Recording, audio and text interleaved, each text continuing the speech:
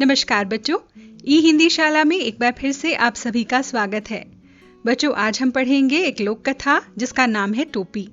इसके लेखक हैं संजय जी और इन्होंने इसमें टोपी को शक्ति और इज्जत का प्रतीक बताया है। इस लोक कथा के माध्यम से उन्होंने हमें 2 संदेश देने का प्रयास किया है। पहला तो ये कि जो शक्तिशाली लोग होते हैं वो अपनी शक्ति का अनुचित प्रयोग करते हैं और कई बार काम कराने के बदले में पूरा मेहनताना भी नहीं देते, यानी कि मजदूरी भी नहीं देते हैं और उम्मीद करते हैं कि जो काम करने वाला है वो पूरी ईमानदारी और सच्चाई के साथ काम करे। और दूसरा ये होता है कि यदि हम अपने मन में दृढ़ इच्छा शक्ति रखते हैं तो हमारे लिए कोई भी लक्ष्य असंभव नहीं होता है। मुश्किल से मुश्किल रास्ता भी आसानी से पार हो जाता है। तो चलिए शुरू करते हैं आज की लोक कथा टोपी। एक थी गवरैया यानी गौरैया और एक था गवरा यानी कि नर गौरैया। दोनों एक दूसरे के परम संगी यानी हमेशा एक दूसरे के साथ रहने वाले थे। जहां जाते, जब भी जाते, साथ ही जाते, साथ हंसते, साथ ही रोते, एक साथ खाते पीते और एक साथ सोते, यानी उनका साथ कभी नहीं छूटता था। भिनसार होते ही खोते से निकल पड़ते दाना चुगने और झुटपुटा होते ही खोते में वापस आ घुसते, यानी भोर होने से पहले वो दोनों अपने घोंसले से निकलते, दाना चुगते और शाम होने से पहले दोनों अपने घोंसले में वापस आ जाते थे और पूरे दिन की कहानियां एक दूसरे को सुनाते थे। एक शाम गवरैया बोली, आदमी को देखते हो कैसे रंग बिरंगे कपड़े पहनते हैं, कितना फबता है उनका कपड़ा, यानी कि रंग बिरंगे कपड़े पहनकर आदमी बहुत सुंदर लगता है। अब गबरा क्या बोला? वो बोला, खाक फबता है, कपड़ा पहन लेने के बाद तो आदमी और बदसूरत लगने लग जाता है। यानी जो कपड़े पहनता है आदमी उससे उसकी सुंदरता बढ़ती नहीं बल्कि वो और ज्यादा गंदा दिखने लग जाता है। अब गौरैया बोली, लगता है आज लटरीजा चुगाए हो। लटरीजा एक ऐसा पौधा है बच्चों जिससे कि खाने से थोड़ा नशा हो जाता है, तो बोलती है कि लगता है आज तुमने वो खा लिया है तभी ऐसी बातें कर रहे हो। कपड़े पहन लेने के बाद आदमी की कुदरती खूबसूरती ढक तो जाती है। गौरा बोला, अब तू ही सोच, अभी तो तेरी सुघड़ काया का एक एक कटाव मेरे सामने है, रोए रोवे की रंगत मेरी आंखों में चमक रही है। तो गौरे का कहना था कि जो सुंदरता भगवान ने हमें दी है, कुदरत से मिली है, वो कपड़े पहनने से ढक जाती है। जैसे गौरैया बिना कपड़ों के अब बहुत खूबसूरत नजर आती है, अगर वो कपड़े पहन लेगी तो उसका पूरा शरीर ढक जाएगा। अब अगर तू मानुस की तरह खुद को सरापा ढक ले तो तेरी सारी खूबसूरती ओझल हो जाएगी कि नहीं। मतलब अगर मनुष्य की तरह कोई कपड़ा पहन लिया, पोशाक पहन ली, तो तेरी तो खूबसूरती सारी ढक जाएगी। लेकिन केवल अच्छा लगने के लिए नहीं, गौरैया बोली, मौसम की मार से बचने के लिए भी तो पहनता है आदमी। उसने कहा कि जो मौसम है गर्मी, सर्दी, बरसात, इनसे बचाव के लिए भी तो मनुष्य कपड़े से शरीर को ढकता है। फिर भी आदमी कपड़े पहनने से बाज नहीं आता। गौरैया बोली, नित नए नए लिबास सिलवाता रहता है और निरा पोंगापन है। गौरा बोला, वो कहता है कि ये तो सिर्फ दिखावा है, बेवकूफी है कि रोज नए नए कपड़े पहनवाओ, बनवाओ। लेकिन गौरैया को लगता था कि आदमी नए नए कपड़े सिलवाता है तो बड़ा ही अच्छा लग रहा होता है। आदमी तो लिबास के फकत लाज भी नहीं रखता, हाथ पैर तो चलने फिरने काम करने के वास्ते हैं, उन्हें भी दस्ताने और मोजे से ढक लेता है। अब गौरा बोला कि जो मनुष्य के हाथ पैर हैं वो चलने फिरने के लिए दिए हैं, काम करने के लिए दिए गए हैं, लेकिन सर्दी आने पर तो वो उन्हें भी ढक लेता है। सिर पर लटे हैं, उन्हें भी टोपी से ढक लेता है। अपन तो नंगे ही भले, उनके सिर पर टोपी कितनी अच्छी लगती है। गौरैया बोली, मेरा भी मन टोपी पहनने को करता है। उनके सिर पर टोपी कितनी अच्छी लगती है। गौरैया बोली, मेरा भी मन टोपी पहनने को करता है। तू टोपी पाएगी कहां से? गौरा बोला। अब जो चिड़िया थी वो टोपी पहनना चाहती थी, तो गौरे ने कहा कि कहां से मिलेगी टोपी। फिर उससे कहा, टोपी तो आदमियों का, राजा का पहनावा है, जानती है टोपी के लिए कितनों का टाट उलट जाता है। जरा सी चूक हुई नहीं कि टोपी उतरते देर नहीं लगती। अपनी टोपी सलामत रहे, इसी फिक्र में कितनों को टोपी पहनानी पड़ती है। मेरी मान तो तू इस चक्कर में मत पड़। गवरा था तनिक समझदार, इसीलिए शक्की, जबकि गौरैया थी जिद्दी और धुनकी पक्की। ठान लिया सो ठान लिया, उसको ही जीवन का लक्ष्य मान लिया। अब गौरे ने तरह तरह की बातें बताकर गौरैया को मनाने की कोशिश की कि टोपी के लिए तो बहुत कुछ करना पड़ता है, लेकिन गौरैया नहीं मानी, क्योंकि वो मन में एक बार जो ठान लेती थी उसे पक्का करके छोड़ती थी। कहा जाता है जहां चाह वहीं राह। मामूल के मुताबिक अगले दिन दोनों घूरे पर चुगने के लिए निकले। चुगते चुगते उसे रुई का एक फाहा मिल गया। मिल गया, मिल गया, मिल गया, गौरैया मारे खुशी के घूरे पर लौटने लगी। अब ईश्वर ने भी कहा है कि जहां जैसा हम चाहते हैं वहीं हमें रास्ता भी मिलने लग जाता है। यानी अगर मन में एक बार ठान ले तो उसे पूरा करने के लिए हमें कोई ना कोई रास्ता सुझा दिया जाता है। इसी तरह से दोनों अगले दिन जब रास्ते पर चुगने के लिए निकले तो उन्हें जो कूड़े का ढेर था, घूरा यानी कूड़े का ढेर, वहां पर उन्हें एक रूही का टुकड़ा मिल गया। गौरैया तो खुशी के मारे वहीं कूड़े के ऊपर लोटपोट होने लगी। अरे क्या मिल गया? गौरे ने जिहाकर पूछा, मतलब उसने आश्चर्य से पूछा कि तुझे क्या मिल गया जिसके कारण तू यहाँ पर लोटपोट हो रही है? मिल गया, टोपी का जुगाड़ मिल गया। गौरैया ने गौरे के सामने रुई का फाहा धर दिया। उसने कहा कि देखो, ये जो रुई का फाहा है इससे मैं अपने लिए टोपी बनवाऊंगी। तेरे जैसा ही बावरा और था, गौरा बोला। रास्ता चलते चलते उसे अचानक एक दिन पड़ा हुआ चाबुक मिला। मतलब उसने एक उदाहरण दिया कि तेरे जैसा ही एक और पागल था। बावरा माने पागल। तो बोलता है रास्ते में अचानक जा रहा था तो उसे रास्ते में एक चाबुक मिल गया। चाबुक हंटर को कहा जाता है। चाबुक था बड़ा उम्दा और लचकदार, किसी घुड़सवार के हाथ से छूटकर गिर गया होगा। चाबुक हाथ लगते ही वह बावरा चीखने लगा। चाबुक तो मिल गया, बाकी बचा 3 घोड़ा, लगाम और जीन। यानी कि अब मुझे घोड़ा चाहिए और घोड़े पर लगाने वाली जीन और लगाम भी चाहिए। अब ये तीनों तो रास्ते में पड़े मिलने से रहे। सब काम धंधा छोड़कर वह बावरा ताउम्र यही रटता रहा। बाकी बचा 3 घोड़ा, लगाम और जीन। गौरा उसे समझाते हुए बोला, इस रुई के फाहे से लेकर टोपी तक का सफर तुझे कुछ अता पता है? बस देखते जाओ अब कैसे टोपी बनती है। अब गौरा उसे बहुत समझा रहा है, उदाहरण भी दे रहा है कि तुझे सिर्फ एक फाहा ही तो मिला है, इससे टोपी बनाने में तुझे पता है क्या क्या करना पड़ेगा। लेकिन गौरैया नहीं मानी, बोली कि देखो अब आगे मैं टोपी कैसे बनवाती हूँ। गौरैया रुई का फाहा लिए हुए एक धुनिया के पास चली गई और बड़ी मनुहार से बोली, धुनिया भैया, इस रुई के फाहे को धुन दो। अब धुनिया कौन होता है? जो रुई को धुनता है, उसको बिल्कुल हल्का फुल्का बनाता है। उसके पास जाकर बोली कि इसे जरा अच्छे से धुन दो। धुनिया बेचारा बूढ़ा था, जाड़े का मौसम था। उसके तन पर वर्षों पुरानी तार तार हो चुकी एक मरजई पड़ी हुई थी। मरजई होती है बेटे, बास्केट जैसी होती है। पुरानी फटी हुए कपड़े को उसने पहना हुआ था। बहुत बूढ़ा था और गरीब भी था। वह कांपते हुए बोला, तू जाती है कि नहीं? देखती नहीं अभी मुझे राजा जी के लिए रजाई बनानी है। एक तो यहाँ का राजा ही ऐसा है जो काम का दाम चलाता है, और ऊपर से तू आ गई फोकट की रुई धुनवाने। मतलब यहाँ पर राजा ही बहुत सख्त है और ऊपर से तू मुफ्त में काम करवाने के लिए मेरे पास आ गई है। उज्र ना करो भैये, गौरैया बोली, मैं तुम्हें पूरी उजरत दूंगी। इसे धुन दो भैया, आधा तू ले ले, आधा मैं ले लूंगी। धुनिये को अपनी जिंदगी में आज तक इतनी खरी मजूरी कभी नहीं मिली थी। 16 आने में 8 आने की मजूरी तो इसके लिए सपना ही थी। यानी जो गरीब धुन्ना था उसे पता नहीं था कि कभी इस तरह की मजूरी भी दी जाती है, क्योंकि राजा तो उसे मुफ्त में काम कराया करता था। तो उसे जब इतनी मजदूरी मिलने लगी कि वो आधी रुई देने लगी उसे, तो वो खुश हो गए। वह झट तैयार हो गया। घर्र चौं उसकी तांती बज उठी। उसने बड़े मन से रुई को धुना। लो इसे। इसमें से आधा धुनिया ने ले लिया और आधा गौरैया ने। अब उसने फटाफट काम किया। अपनी मशीन जो थी उसकी वो चलाई, और बेटा तांती मशीन होती है जिस पर काम किया जाता है, वो हाथ से चलाई जाती है, हथकरघे जैसी होती है। उस पर उसने रुई को धुन दिया और कहा, ये ले, आधा तेरा और आधा मेरा। इससे उत्साहित होकर गौरैया एक कोरी के यहाँ गए। कहने लगे, कोरी भैया, इस धुनी हुई रुई का सूत तो काट दो। कोरी होता है जो कि रुई से सूत बनाता है, यानी धागा बनाने का काम करता है।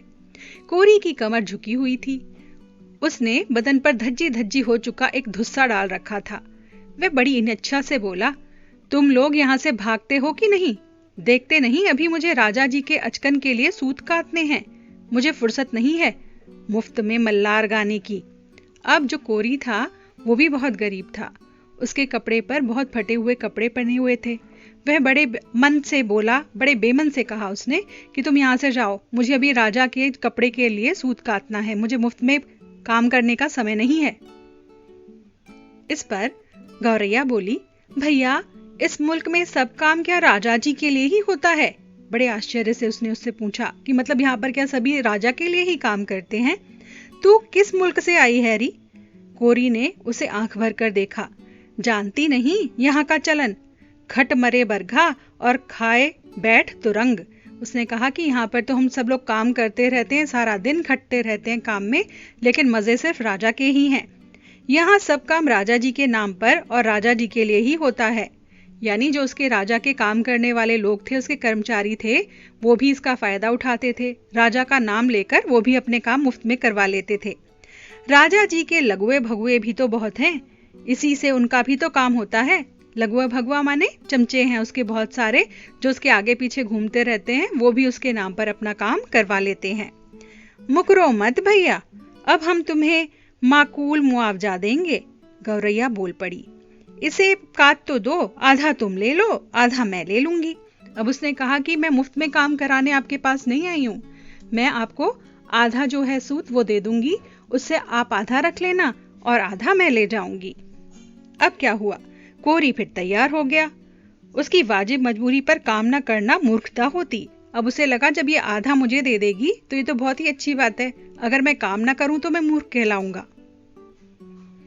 तन्न तन्न करके उसकी तकली चरखी ताता थैया करने लगी। ताता थैया करना माने नाचने लगी। जो तकली थी जिस पर सूत काट रहा था वो फटाफट चल पड़ी। काफी महीन और लच्छेदार सूत काट दिए उसने।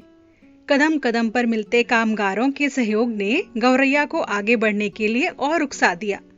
बच्चों, जब हमें लगातार सहयोग मिलता है तो हम हिम्मत करके और आगे बढ़ते जाते हैं।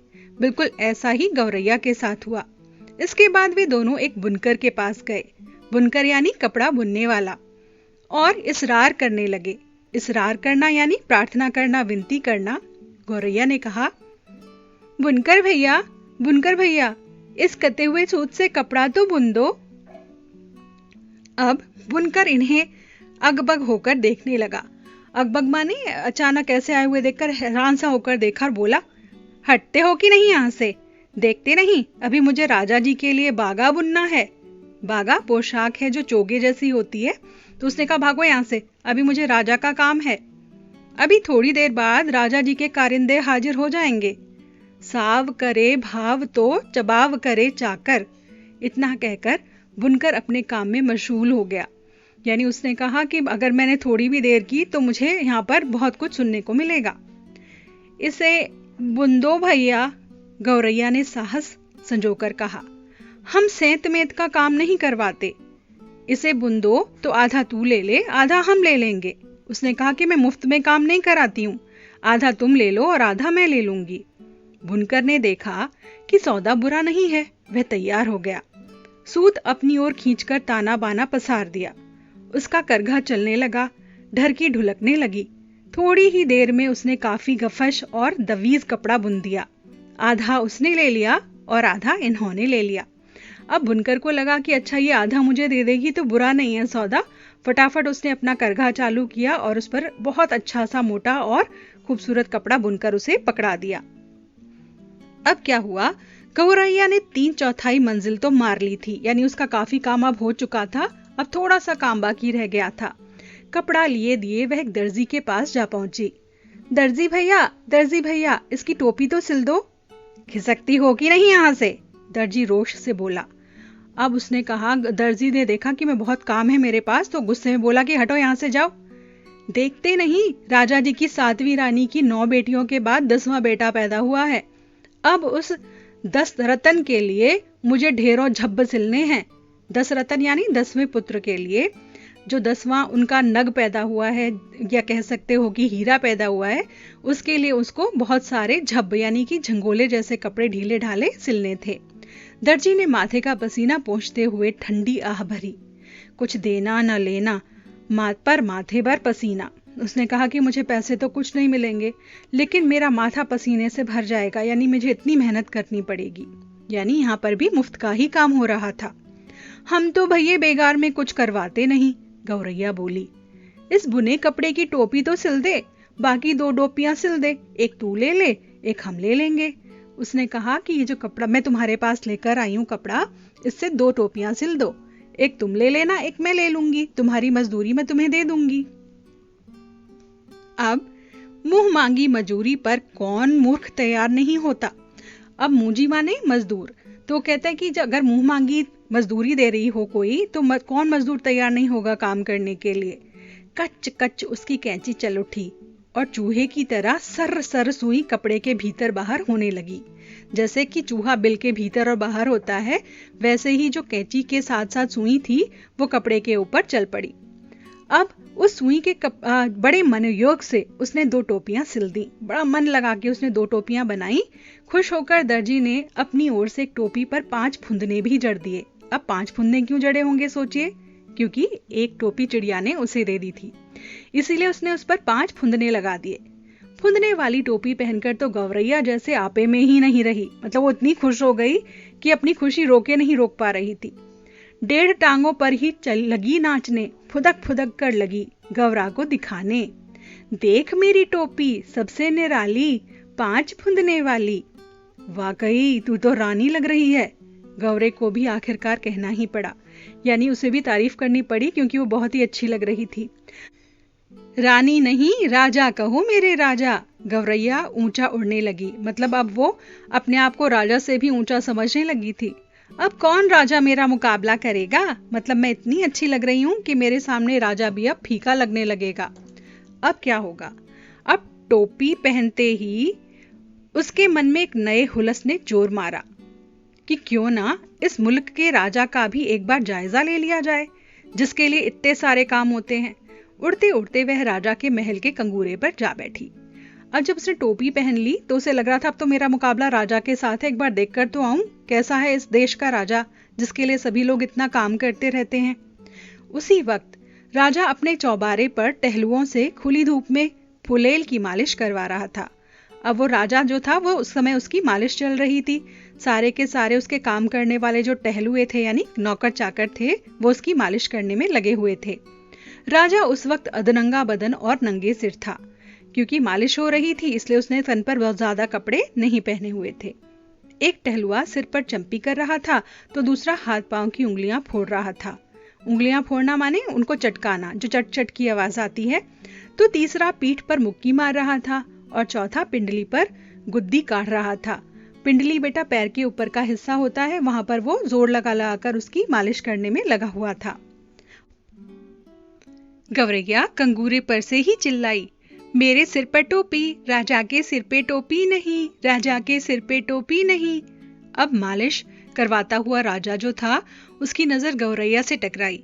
गौरैया के सिर पर फुनने वाली टोपी देखकर उसकी अकल चकरा गई। उसने देखा, हाँ ये छोटी सी चिड़िया है, इसके सिर पर टोपी कहां से आई। वह तो लगातार रटे जा रही थी, मेरे सिर पे टोपी, राजा के सिर पे टोपी नहीं।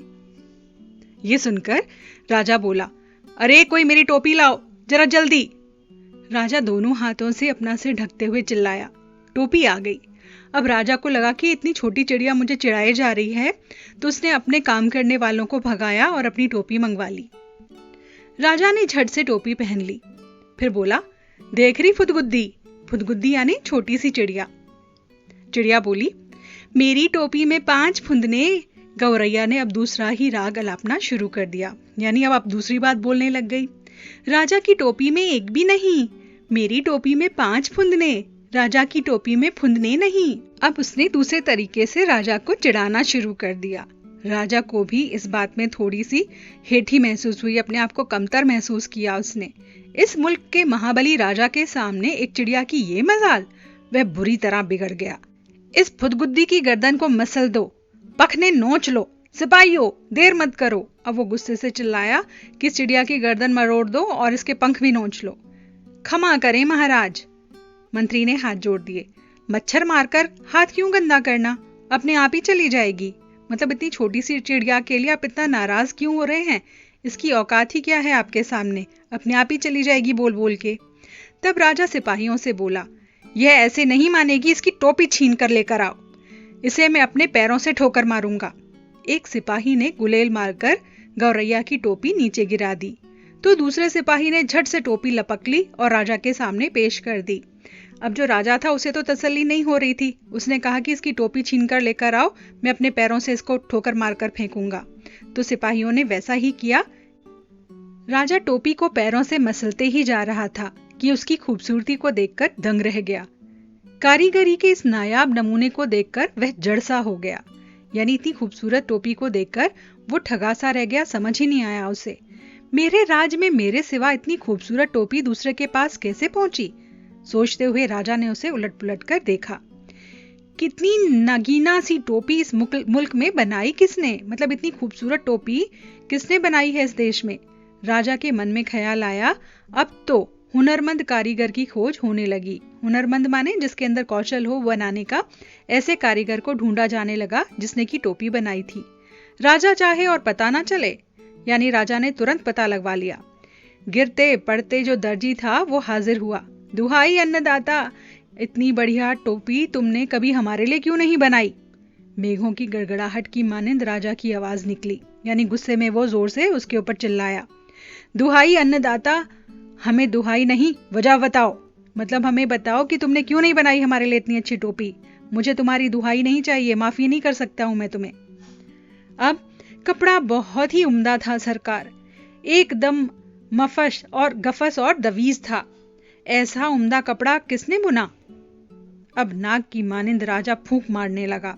अब वो सांप की तरह फुफकारने लगा कि इतना अच्छा कपड़ा फिर बुना किसने? गिरते पड़ते बुनकर भी हाजिर हुआ। माफी बख्शें सरकार, माफी नहीं, वजह बताओ। सूत बड़ा उम्दा था सरकार, एकदम महीन और लच्छेदार। उसने कहा कि मैं इतना अच्छा कपड़ा इसलिए बना पाया क्योंकि जो सूत था वो बहुत ही अच्छा काता गया था। अब राजा को अब समझ में नहीं आ रहा था कि ये क्या हो रहा है। इतना महीन सूत किसने काता? शेर की मानिंद राजा ने दहाड़ मारी। अब गिरते पड़ते कोरी हाजिर हुआ। जान बख्शे महाराज, जान नहीं, वजह बताओ। रुई बड़ी बेहतरीन थी सरकार, एकदम बादलों की तरह धुनी हुई। मतलब जैसे बादल बहुत सुंदर सॉफ्ट होते हैं, बहुत कोमल होते हैं, उसी तरह से रुई भी बहुत अच्छी थी। इतनी बेहतरीन रुई किसने धुनी? बिजली की तरह राजा की आवाज कड़की। हांफते छाती पीटते दुनिया हाजिर हुआ। खमा अन्नदाता, खमा नहीं, वजह बताओ। राजा गुस्से से कांप रहा था। तुम चारों ने मिलकर इस गौरैया का काम किया, हमारे लिए आज तक ऐसा काम क्यों नहीं किया? मतलब तुमने इतनी अच्छा काम कर सकते हो जब, तो तुमने उस छोटी सी चिड़िया के लिए क्यों किया, मेरे लिए क्यों नहीं कर रहे थे तुम? मैं तो राजा हूं यहाँ का। आपके लिए भी किया है सरकार, दुनिया ने जमीन पर लेटकर कहा। आगे भी आपके लिए करेंगे सरकार। हमारे लिए अब तक 2 काम हुआ है, उसमें इतनी नफासत क्यों नहीं है? मतलब इतनी खूबसूरती से काम तुमने क्यों नहीं किया, इतनी सफाई से काम क्यों नहीं किया? अभय दान दे महाराज तो बोलूं सरकार। अभय दान का मतलब, अगर आप मुझे मारेंगे नहीं, मुझे दंड नहीं देंगे, तो मैं आपको ये बता सकता हूं। चलो दिया, राजा बोले। अब बताओ। महाराज, इस गौरैया ने जो भी काम करवाया उसमें से आधा हिस्सा दे देती थी। जिसके पास बहुत कुछ है वह कुछ नहीं देता। इसके पास कुछ भी नहीं था, फिर भी वह आधा दे देती थी। इसीलिए इसके काम में अपने आप नफासत आती गई सरकार। मतलब ये छोटी सी चिड़िया है, इसकी आपके सामने कोई औकात नहीं है, लेकिन ये फिर भी जो भी कुछ हमारे से काम कराती थी उसमें से आधा हिस्सा हमें दे जाती थी। और एक आप हैं जिसके पास बहुत कुछ है और आप हमें कुछ भी नहीं देते थे काम के बदले। दुनिया दंड पर दंडवत किए जा रहा था। मतलब वो जमीन में लेटे जा रहा था, माफी मांगता जा रहा था। देख ले राजा, आंख में उंगली डालकर देख ले, इसके लिए पूरे मोल चुकाए हैं, बेगार की नहीं है ये। गौरैया फिर से चिल्लाने लगी। मतलब उसने कहा कि देखो, तुम्हें ये जो कारीगर हैं वो भी बता रहे हैं कि मैंने मुफ्त में काम नहीं करवाया। तुम अपनी आंखें खोल कर देखो, मैंने सबका दाम चुकाया है। यह राजा तो कंगाल है, निरा कंगाल। इसका धन घट गया लगता है, इसे टोपी तक नहीं जुड़ती, तभी तो इसने मेरी टोपी छीन ली। अब गौरैया जो थी उसे और जोर जोर से चिढ़ाने लग गई कि देखो कितना गरीब सा राजा है जो मोल भी नहीं देता कपड़ा बनवाने का या काम करवाने का, इसीलिए इसने मेरी टोपी छीन ली है। राजा तो वाकई अकबका सा गया था। यानी वो उसे समझ नहीं आ रहा था कि मैं क्या करूं, हक्का बक्का सा था वो उस समय। एक तो तमाम कारीगरों ने उसकी मदद की थी, यानी जो चिड़िया थी उसकी मदद की सभी ने मिलकर, और दूसरे उस टोपी के सामने अपनी टोपी की कमसूरती, यानी जो गौरैया की टोपी थी वो बहुत सुंदर थी और राजा की टोपी इतनी सुंदर नहीं थी। तीसरे खजाने की खुलती हुई पोल, यानी कि राजा का खजाना सच में ही खाली हो गया था और गौरैया उसकी पोल खोल रही थी, राज खोल रही थी। इस पाखी को कैसे पता चला कि धन घट गया है? अब राजा मन ही मन सोच रहा था कि इसे कैसे पता चला कि मेरा धन कम हो गया है। तमाम बेगार करवाने, बहुत सख्ती से लगाम वसूलने के बाद भी राजा का खजाना खाली ही रहता था। इतना ऐशो आराम, इतनी लश्करी, इतने लवाजिमे का बोझ खजाना संभाले भी तो कैसे संभाले? यानी जो दिखावा करता था राजा, अच्छा खाता था, अच्छा पहनता था, खूब बड़ी सेना रखी हुई थी, इस सब का बोझा वो खजाना ही उठा रहा था। तो जितना भी कर वो वसूलता था जनता से, फिर भी वो कम पड़ जाता था। मंत्री ने हौले से कहा, ये मुंहफट तो महाराज को बेपर्दा करके ही दम लेगी। लगता है कि आज तो राजा के सारे राज खुल जाएंगे। राजा खुद भी घबरा रहा था, मतलब उसे डर लग रहा था कि लगता है आज सब कुछ सबके सामने बताकर ही जाएगी ये। तो उसने फटाफट क्या किया, झट से बोल पड़ा, इसकी टोपी वापस कर दो। सिपाहियों ने उसका कहना मान लिया। टोपी वापस कंगूरे की ओर हवा में उछाल दी गई। तो राजा को लगा कि शायद टोपी लेकर ये यहां से भाग जाए और मुझे छोड़ दे। गौरैया ने फिर से टोपी पहन ली और उड़ उड़कर गाने लगी, यह राजा तो डरपोक है, निरा डरपोक है, मुझसे डर गया, तभी तो इसने मेरी टोपी लौटा दी। अब राजा जो था खिसिया गया। वो बोला, कौन इस मुंह फटके मुंह लगे, क्यों मंत्री जी? ये कहकर राजा ने झट से टोपी कसकर पकड़ ली। यानी कि उसे कोई जवाब देते नहीं बन पड़ रहा था। छोटी सी गौरैया ने उस राजा को आज हरा दिया था। तो बच्चों देखा, एक छोटी सी गौरैया ने इतने बड़े राजा को हरा दिया। तो अगर हम अपने मन में कुछ भी ठान लें तो कुछ भी छोटा या बड़ा नहीं रहता। छोटी से छोटी वस्तु या प्राणी कभी भी तुच्छ नहीं होती, वो बड़े से बड़े को भी हरा सकती है। हमें क्या चाहिए? मन में दृढ़ विश्वास चाहिए। तो बच्चों, ये तो थी हमारी आज की कहानी। इस कहानी के अभ्यास कार्य के साथ अगले वीडियो में आपसे फिर से मुलाकात होगी। तब तक के लिए आपसे विदा चाहते हैं। विदा। तो